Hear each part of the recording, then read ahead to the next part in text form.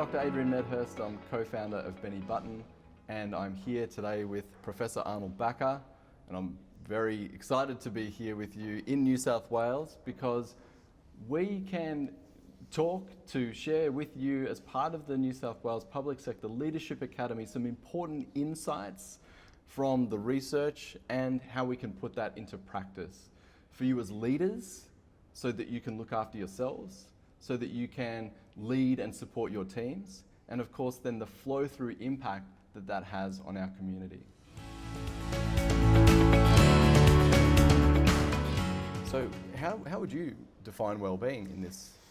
Yeah, that's a good question. I think that has been a topic of research for 50, 70 years or so, but the way I see it, I like to start from emotions.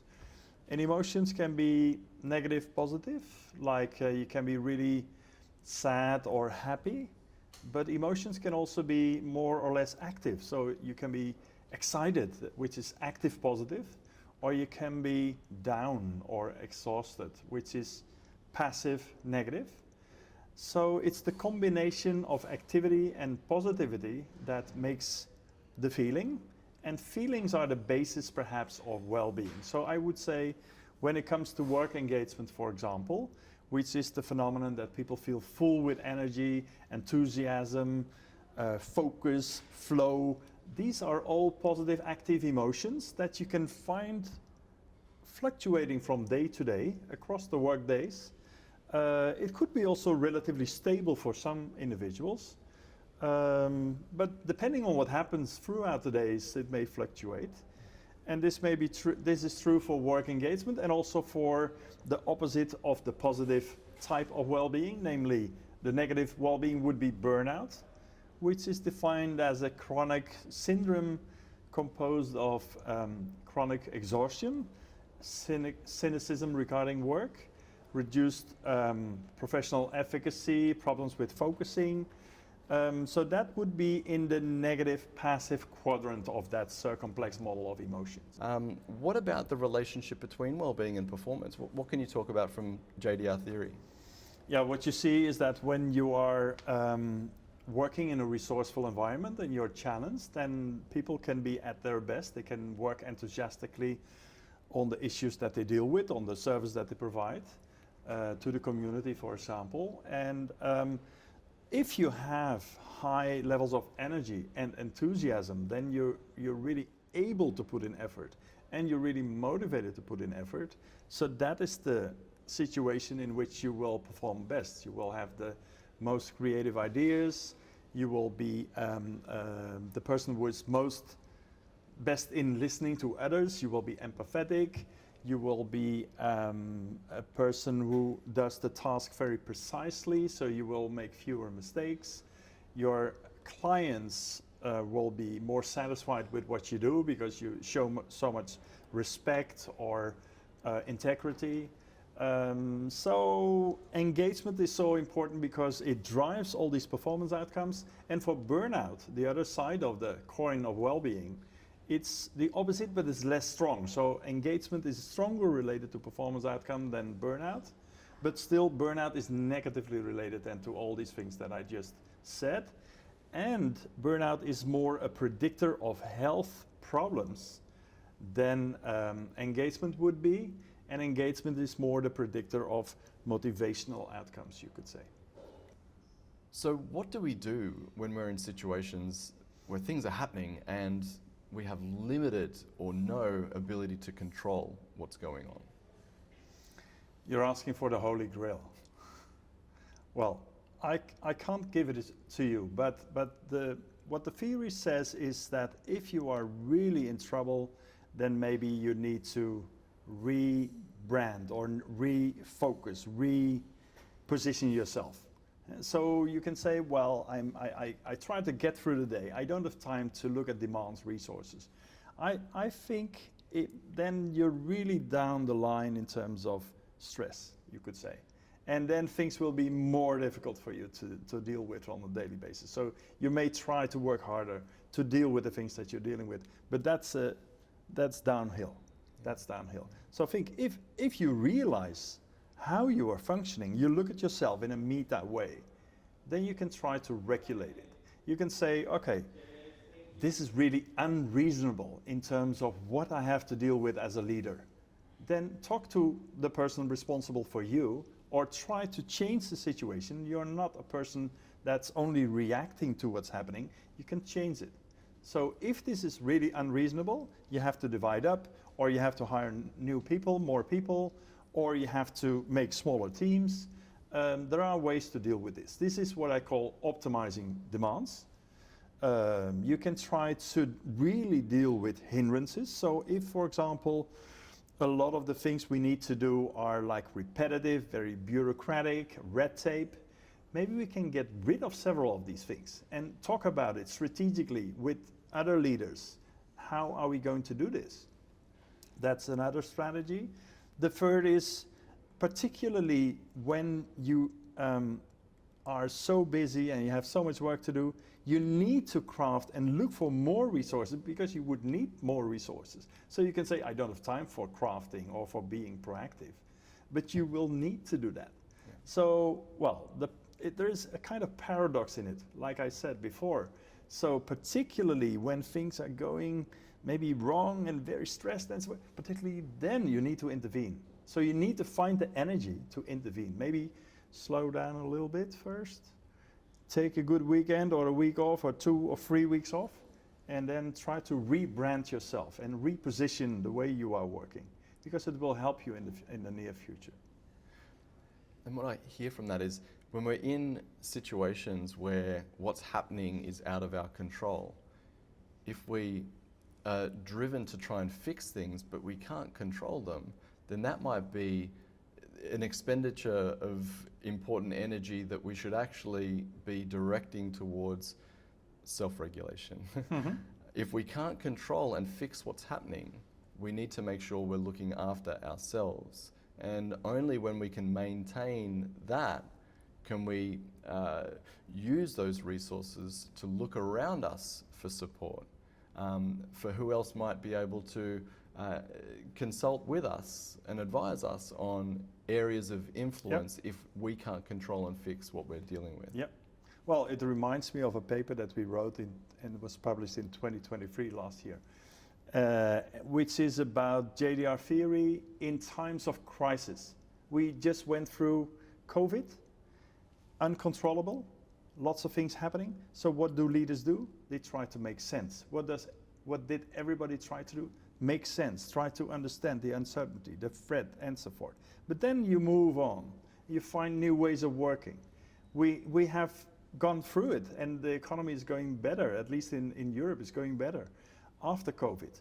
And of course, we had a lot of trouble, but we try to make sense, try to regulate, try to work with the new reality, and do what is controllable. What else can you do? What I'd love to get your point of view on is how leaders, particularly at this point in time, how leaders can check in on themselves. I mean, the busyness and pressure is unrelenting. How can they check in on themselves, but then also how can they check in on their people, their teams, mm-hmm. and use this check-in opportunity or method as a way to respond and what they can do about what they uncover for themselves and their teams? Good question. It's for a psychologist, it's a relatively easy question, but you might not be used to checking in on yourself all the time, looking at yourself, checking how you're doing. So what often happens when people are really under a high work pressure, have a lot of things to do, difficult work, a passion for and a motivation to serve the public, then you forget to look at yourself. So you work hard, feel tired, that's always the consequence of working hard. It's an absolute byproduct that you can expect. But then you get tired. The more tired you become, the more difficult it will become to detach from your work in the evening. And if you don't recover in the evening, then you will not sleep so well. Then you will be tired the next day that you have to face the same job demands again. So that's the problem. When you start to realize that you feel more and more tired, it's about time to check in and to see where does it come from. use your resources to regulate your demands. So that's important for yourself as a leader, because if you don't do that, then you cannot show good leadership behavior. Yeah. In terms of checking in on your employees or the people in your team, I think you can see whether people are tired. That's what we know from research. You can also see, so one of the things that we have discovered in our work is that when the demands are higher, across time, strain increases and people start to undermine themselves. So they start to shoot in their own feet. They make mistakes. The mistakes need to be addressed. That adds up to the demands that you already have. You start to miscommunicate. You're more often irritated and so forth. So that's like a loss spiral. But what we've seen in research is that leaders can observe the self-undermining behavior. So if you see people doing this in your team, then you can try to make a conversation about it, talk about it, and try to find out how you can lower the demands or deal with them in a better way. Yeah. What are the practical examples either that you can suggest for government leaders or that you've seen globally in the research in the public sector? Yeah, well, the thing is that if you're really motivated to make the difference, then you might think, okay, we have so many issues to solve, we want to work harder to get it done.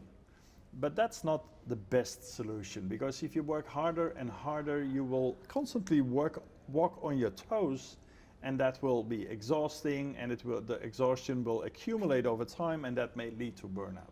So then, as a team, as an organization, you're really in trouble. So in order to stay engaged, you need to, particularly when you're doing so well and you're very active, you need to rest. You need to slow down, sit back, relax, look at things, and also go back and take care of your own well-being, take care of the well-being of others, so that you can continue to run fast, walk on your toes, but do it with fluctuations. So when you have peaks, you also need downs. Otherwise, you cannot always peak. That would be a problem. So yeah, for me, that's crucial, particularly when you think you're in flow and you're doing so well and you're enthusiastic, then also slow down so that you detach from work and then reattach and be enthusiastic throughout the day and then detach again. That's very important. What else can we learn from the research, global or cross-cultural factors that might be helpful for Australian government leaders to learn from that you've seen? Yeah. Well, I think there is a combination of interventions that could be useful here. We always say, when it comes to JDR theory, we say it's important to look at the structural issues. So you want the structural demands to be optimized. You want the structural resources to be in place, that people have access to support, access to feedback, opportunities to learn. So this is important to try to organize as an organization, as leaders for your teams and for your people. That's one thing. But the other thing you could do is you can try to make your employees leaders of themselves. So one of the things you could try is to promote being active, being proactive, trying to optimize your own demands and resources. So you can, if you know that we call this job crafting, it's an academic term for optimizing the balance between demands and resources. So if you facilitate your employees in doing that, being proactive, molding the work and the activities such that it fits better with their own preferences, with their own abilities, with their strengths, then they will be more engaged, less exhausted. Of course, there will be always some activities or tasks that nobody really likes to do, but you need to talk about that at the team level. And if you do so, then I think you get a good fit between the person and the job, and that will help to flourish, to do well, and so forth. This really, for me, speaks to the value of the theory, because we understand it is multi-level, and it's not just about top-down interventions, and it's not just about employee-driven interventions either. Mm-hmm. It flows through these levels, There are different levels and they need to speak to each other. We need both. So research shows that if you combine top-down with bottom-up interventions, then you get the best results. I think, well, leaders cannot do everything, of course. It's like a psychological contract between the organization and the employees. But if you don't facilitate this, actually what we've seen that a lot of people do this naturally. So they do try to find their way in doing their work. And that's very natural, but you can try to facilitate it in order to facilitate engagement in work and also excellent performance. And I think that's an interesting point because people are naturally trying to find their way. Yeah. And what we're understanding from this theory as well is that there's multiple pathways that we need to be mindful of.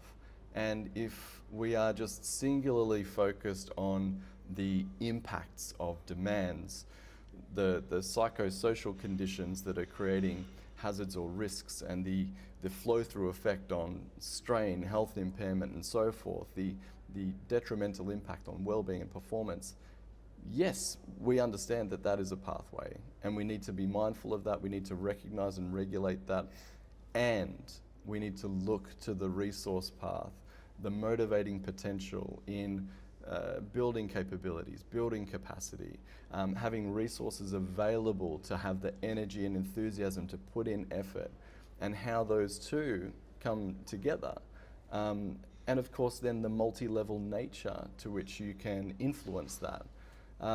So there's so much value in the mechanics of the theory and how we can apply it, and it becomes the engine room that supports not only leaders of teams but individuals themselves to run their race as best they can, no matter where they might be, as this fluctuates. You've mentioned engagement, risks of burnout, this fluctuates over time.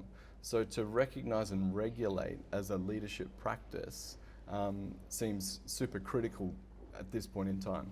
Yeah. Absolutely. I'm proud of you, Adrian, that you summarized it so well. Yeah, I'm making a joke, but it's absolutely about trying to reduce problems, trying to prevent problems, optimize demands, but also amplify strengths. Try to use the resources so that people can deal with demands that are unavoidable, let's say, and can deal with the important things that need to be done. And oftentimes when it comes from a legislation point of view, we look at risks, hazards, stress, absenteeism, and so forth, but we should also be looking at how can we make people stronger so that they can be resilient and have optimism and self-efficacy to deal with things. And these things happen at the same time. So we should invest in prevention, but also in amplition. That is my story. It's a beautiful one because you're also proud of me. I'm proud of you. It requires a system, and the system helps us understand the mechanics and how to drive this. It's like an engine room, and I think about that as a metaphor just because of the importance of energy and recovery, effort and recovery. These are natural laws that govern how this system functions. Definitely. You use up energy, so the glass has been zipped from, and you took water, and it needs to be refilled. You can even go a little bit further. We have research showing that in your free time you can engage in what we call leisure crafting, going to the theater, going to and get indulged in hobbies, go for dinner, sport. This can be very important for mastery experiences, good experiences at home that you then take back to work the next day so that you feel self-efficacious and so forth. So this is a bigger system, of course, where also job demands and resources interact with home demands and resources. So now is when I say how proud of you I am, that we're talking about the work and home dynamic as well, and how there are important interdependencies and relationships between our work experiences and the impact, positive and sometimes negative, that can have on our out of work or life experiences. And similarly, how we can be deliberate about our life beyond work. As you said before, being able to detach from our work, to invest in our hobbies and interests, to get out into nature, to engage in important relationships, and how that can be so positive and influential on how we can then show up and recover to be at our best at work. Definitely. So right now there is such a spotlight focus on psychosocial risks and hazards, and that's important, I get that. But we also want to maintain a vision on what are we going after? What do we want to promote and be proactive about building? And is there a process of building maturity? What do you think about where we're at in Australia and where we need to go? I think you're doing very well, and I think it's super important to have a good eye and laws and checks and balances when it comes to risks and hazards and so forth. But what you can say also, it reminds me of the theory of Hertzberg from 1966. And he was talking about hygiene factors and motivating factors.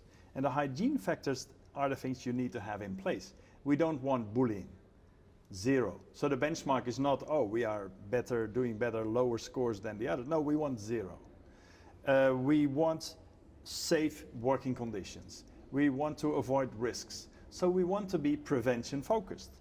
But if you are a country, if you have organizations developing fantastic services, if you develop new products, you need also innovation. You need to be promotion focused.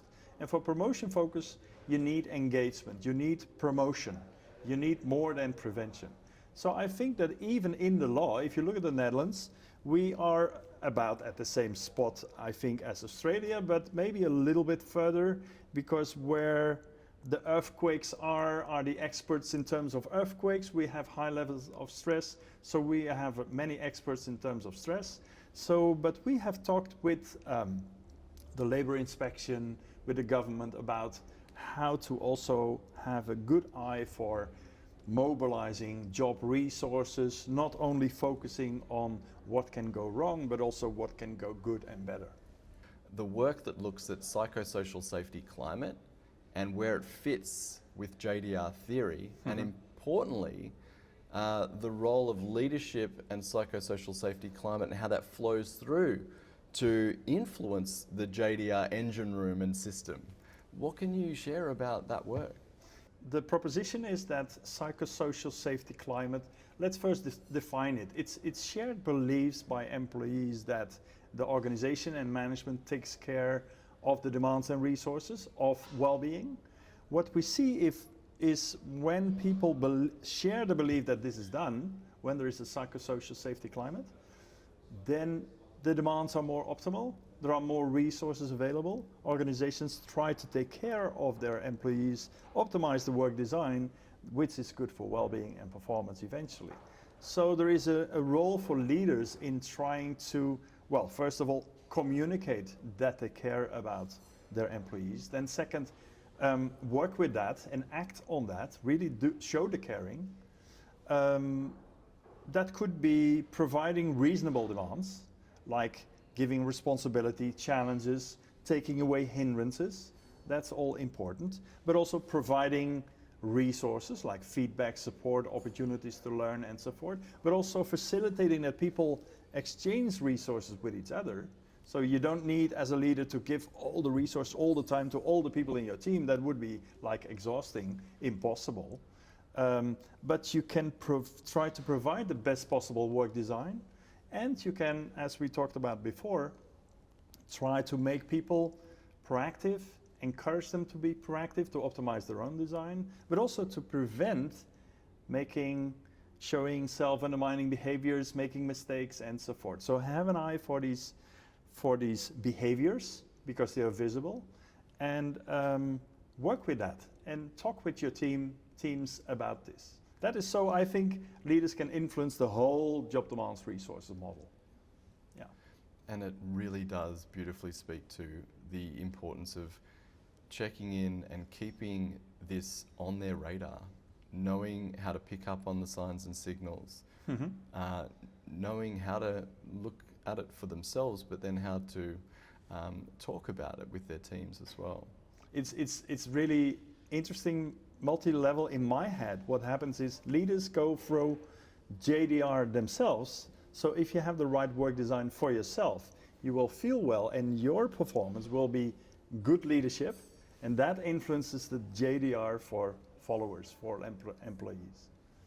What is it that we can do to ensure that that focus on the leader and the leader through to their teams is not neglected with the pressures, busyness, uncertainty, and ongoing change? How do we make sure that that is prioritized? It needs to be put on the agenda. How can you be pro-social? How can you help the public if you're not doing well? So leaders need to take care of themselves first in order to be able to take care of others. Not only their employees, but also the public. So yeah, there are several levels here. Important is, like we talked about before, is to monitor the situation, look at yourself regularly. How are you doing? Checking in, looking at your stress levels, looking at your engagement levels, trying to find out what makes you enthusiastic or what you would need to change in order to stay enthusiastic.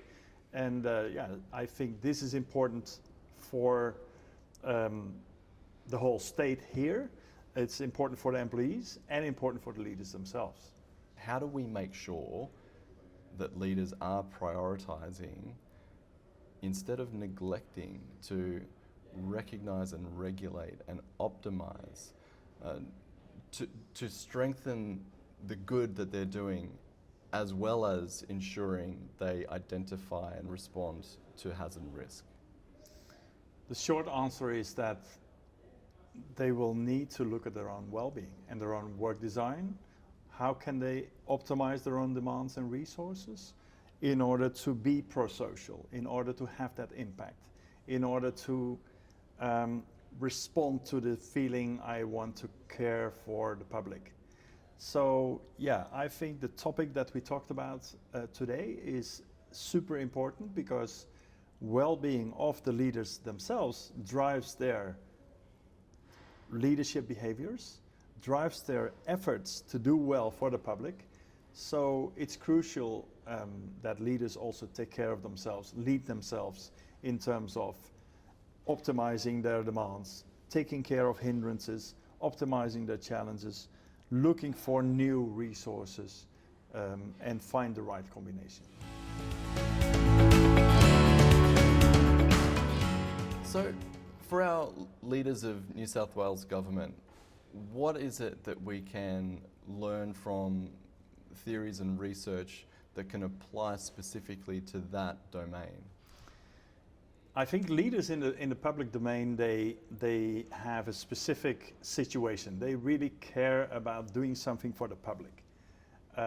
This is called public service motivation, being pro-social. And that is almost like, it can be like an outcome, having pro-social impact. And this all starts actually with the job characteristic or job resource of task significance or task identity. You have important work. You want to do meaningful work for the public. So the resources are there. You have to deal with many of the demands, but you know why you do it and you're so motivated. So oftentimes you might overrule strain because you're so motivated. So this is of course a challenge for leaders to deal with.